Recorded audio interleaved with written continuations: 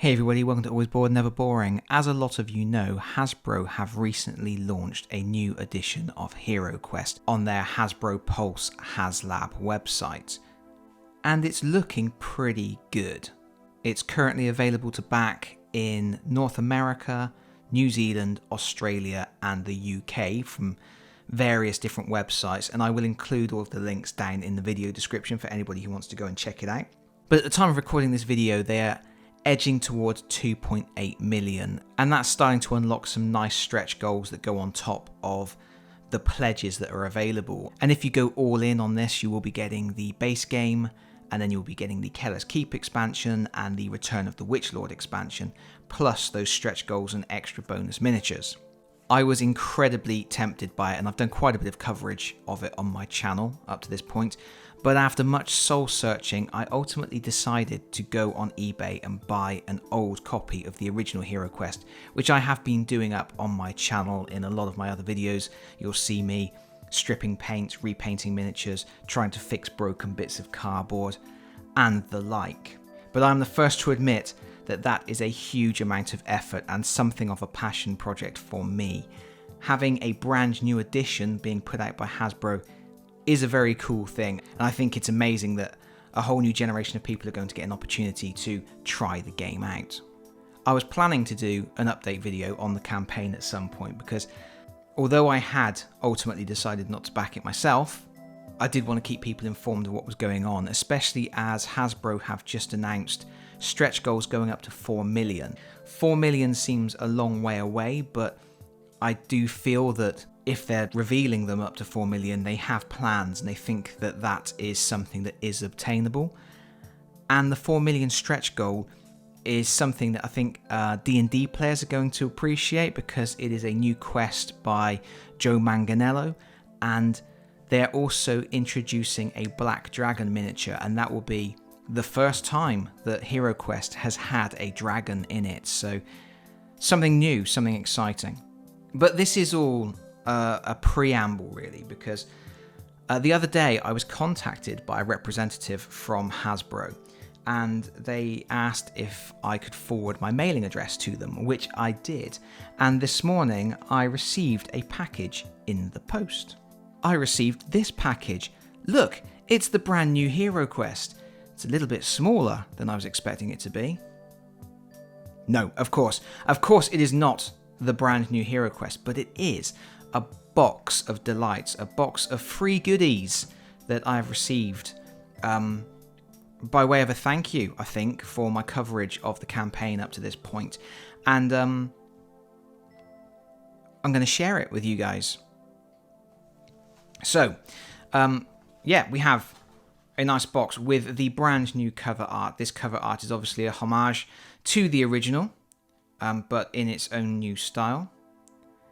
Everything's a little bit bigger, a little bit chunkier. If you check out the Barbarian's buckle, it's changed from a buckle to a full lion's head. It has its own new distinctive look to it. I do like it. But inside this box, we have HeroQuest, the quest is calling. It's a card from Mentor, and check this out. This is a hand-finished dice box, designed, obviously, to look like the tomb from HeroQuest, which is pretty nifty. But even niftier than that, under the lid,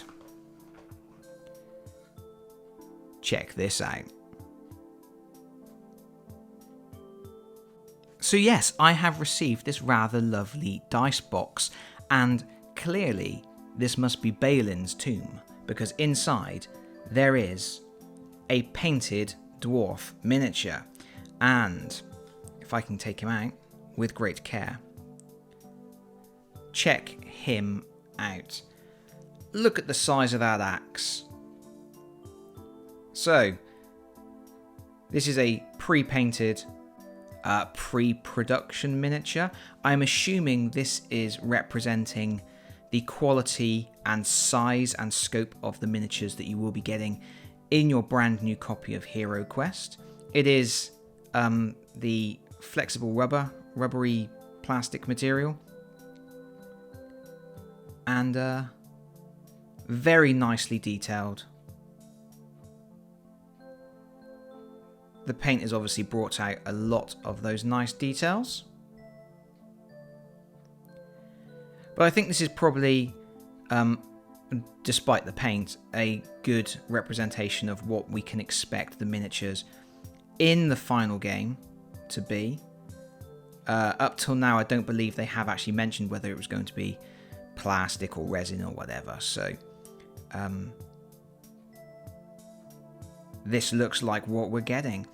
And yeah, he's cool. He's a really awesome looking dwarf with an incredibly large axe. Let's compare him to our original dwarf. He's a little bit bigger. Yeah, he's a much chunkier design. The new HeroQuest design, everything's a little bit chunkier, a little bit more grandiose. Everything's been dialed up to 11. Here he is compared to one of the WizKids miniatures, the pre-primed ready-to-paint miniatures, which are in the same sort of flexible plastic. They look very much at home together.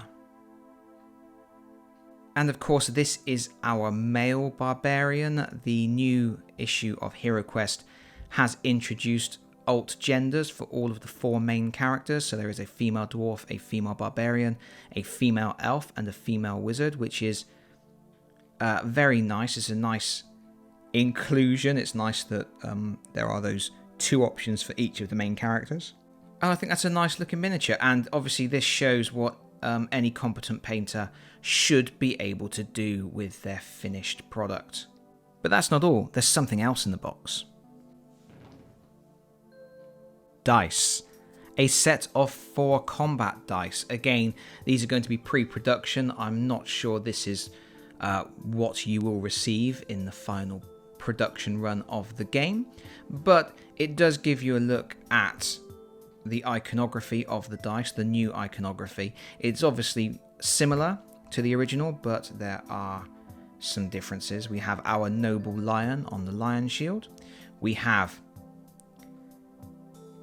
our bitey saber-toothed beast for the evil shield.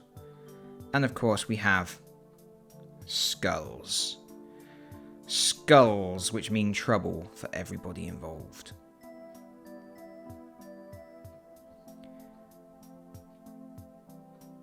So there we have it, a quick look at some cool stuff that Hasbro sent me for free. It's pretty neat.